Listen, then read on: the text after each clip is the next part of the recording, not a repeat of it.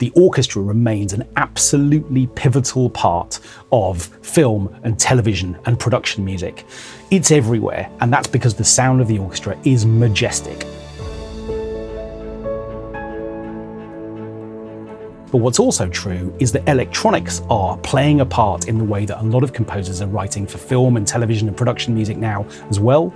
And the blend between the idea of sound that has originated inside the orchestra, electronics, and all kinds of effects processing around these twin approaches to writing is now becoming a really interesting sort of palette of options for composers of all genres.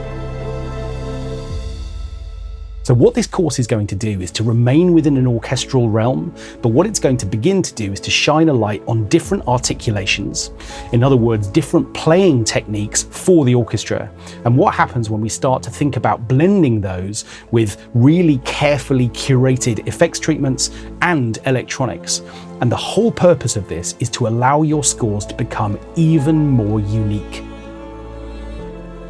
The ways in which we can combine sounds in order to extract maximum emotional feeling, whether or not we want to write something beautiful, something sad, something happy, something uplifting, or something dark and tense.